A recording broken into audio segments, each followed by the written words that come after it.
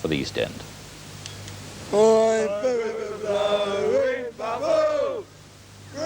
The voices may be a bit hoarse, but these West Ham fans have plenty to shout about. And today I spoke to the man who could lead their chorus at Wembley, West Ham manager John Lyle. 5 years ago you led out the team to the cup final at Wembley. Can you really believe it's happening again?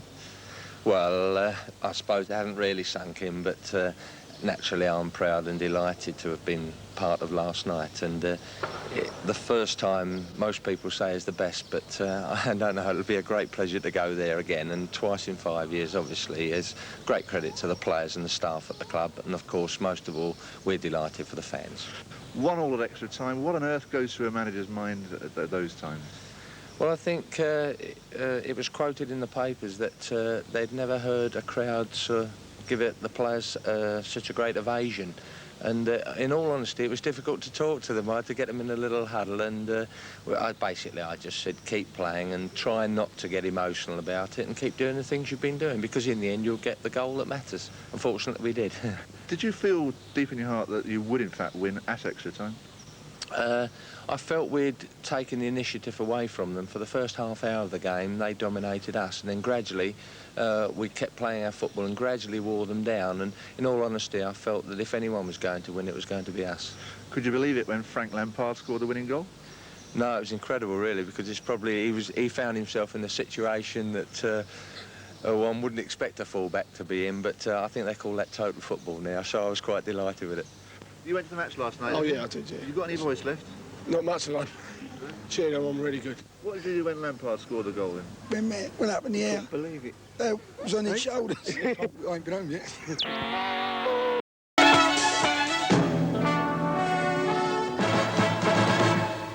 Tonight we ask, is the Olympic flame about to be burnt out forever? Good evening. The concern surrounding the future of the Olympics grows by the minute, and we'll be looking at that. Place tonight must go to a certain football team from East London. West Ham United, the FA Cup finalists, bound for Wembley after their sensational triumph over Everton on Wednesday. It was the kind of night that dreams are made of, a second division side against first division opposition, a marathon cup tie, and in the end, a real turn-up for the book. The first goal didn't come until the 4th minute of extra time, and it was Alan Devonshire displaying the kind of form that now has many people pressing his claims for a place in the England squad. Remarkable balance there, and a really brilliant individualist effort. But 7 minutes from time, the equaliser, and ironically scored by a man no longer in England's plans. Everton pressing forward yet again, the ball goes out to Billy Wright. He latches onto this, sees Bob Latchford is unmarked by the near post, and as so often, Latchford makes no mistake. 1-1 and everything to play for. But 2 minutes from the end, West Ham's dream comes true. Trevor Brooking on the right. The ball headed onto Frank Lampard, and his header rests comfortably in the back of the net.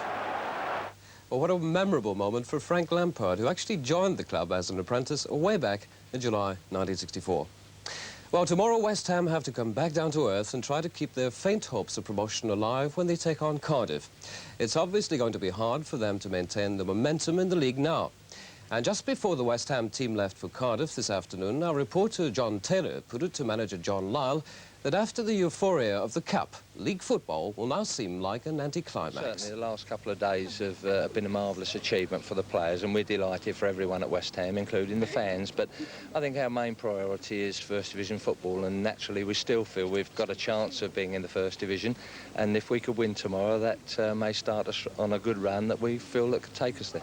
But is it realistic? I think you probably need 12 out of the 14 points that you can get to do it. Is there not a chance that you might put the Cup in jeopardy by going for it? Oh, no, I think we've had an awful lot of games this year. We've had 16 cup ties and 35 league games, and we've managed to react one way and the other, whichever competition we've been involved in. And I think the lads just want to compete and get their place for Wembley. So, of course, we could get a good reaction in the league. And I would feel the important thing for us to do is to set our standards game by game, and that's what we'll try and do. And you're not worried about any of the players holding back at all? Well, we've got 14 or 15 players in the squad, and they're all competing for 11 places at Wembley, and they realise that, and they've got a great spirit amongst them, so I'm sure that'll make them go tomorrow, and for the rest of our league games. Has it really sunk in that you are in the Cup final? Is everyone completely back to earth? Oh, well, I don't think you can be, because it's the standard is to get to Wembley if you can, and when you've done that, naturally you're pleased and a little bit emotional, but I would hope we'll get the right reaction tomorrow, because we can't go into any game with a better motivation than last Wednesday's performance. Well, I won't hold you up anymore, John. Good luck on the way to Cardiff. Yes, thanks a lot, John. Some of the happiest people in the South tonight, and my goodness, they have every reason to be. West Ham, of course, still don't know their cup final opponents, as the seemingly endless Arsenal-Liverpool semi-final has to go into a second replay on Monday week. And as fate would have it, Arsenal... Opponents Everton to reach the FA Cup final at Wembley for the second time in 5 years.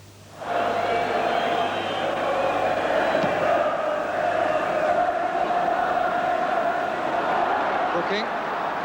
Again, that so important look up. Devonshire. Pearson, Devonshire, he's in the gap. Can he put it in again? Oh, that's a brilliant goal. That is a marvellous goal.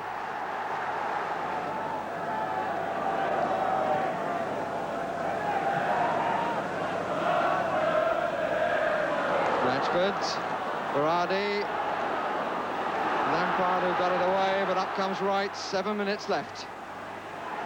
Plenty of Everton players forward. Oh, that's done it superbly by Lampard.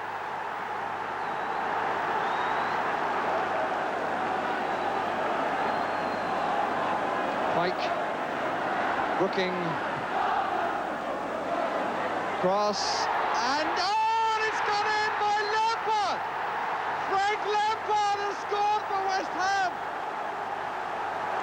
What a marvellous moment for Frank Lampard and all the West Ham players, including the one acclaimed by the press as the real match winner over the 2 games.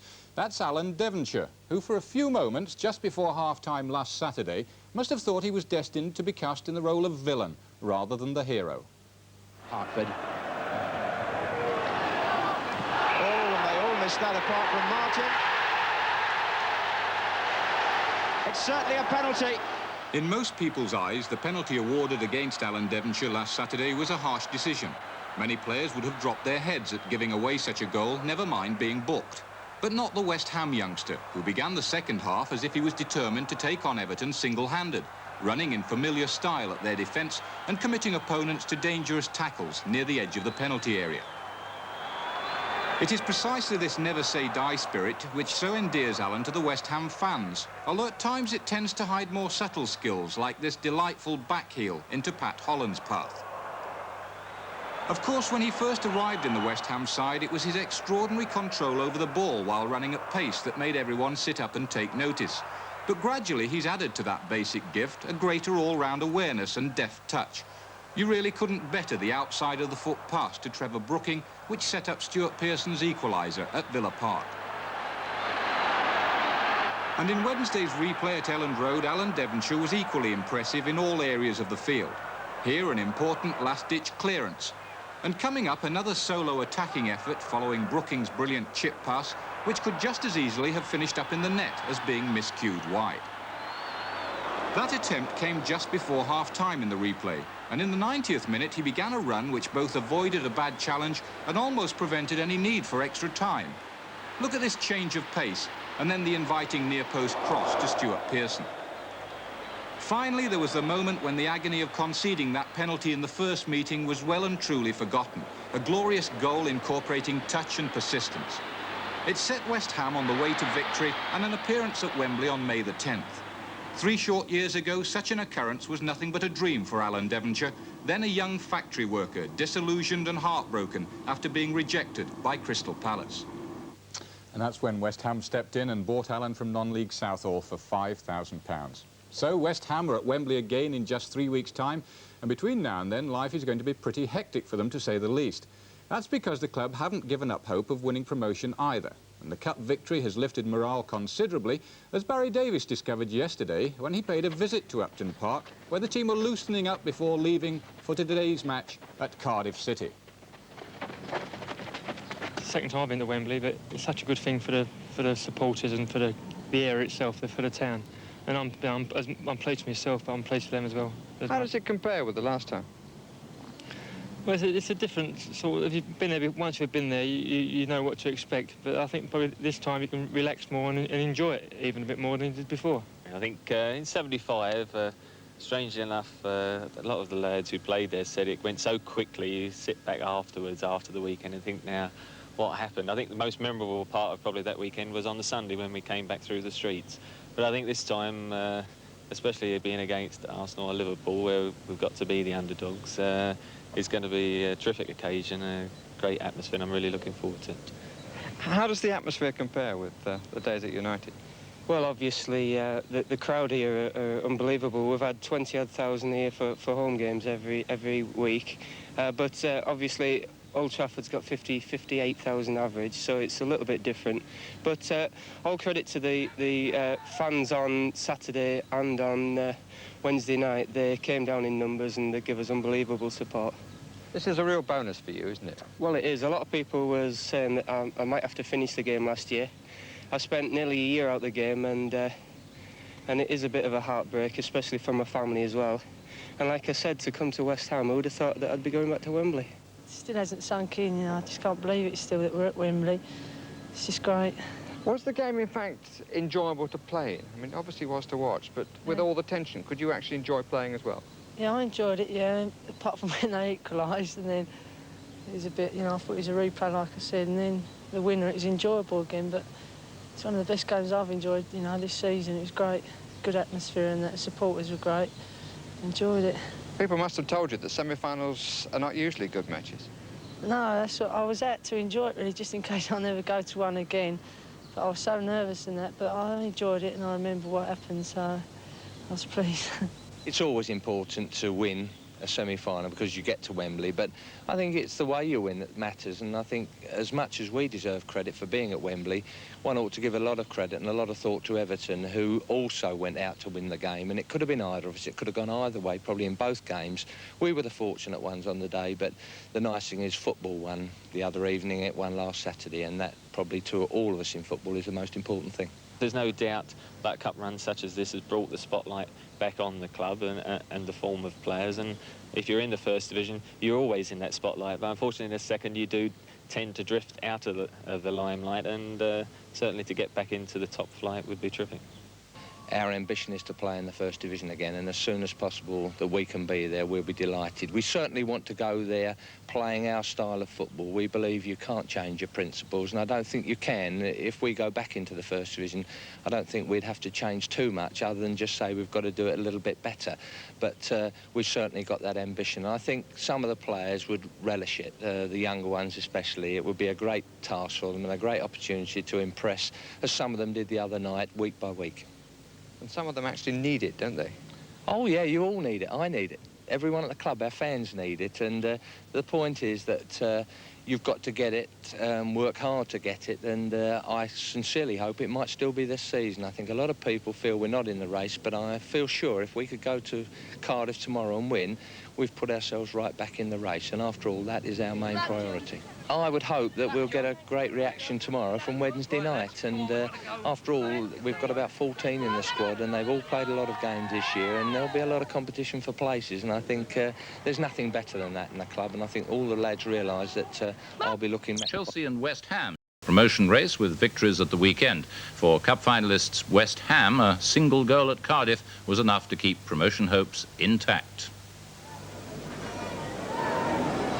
Rocha half getting to it. Chance for Stewart, and a goal.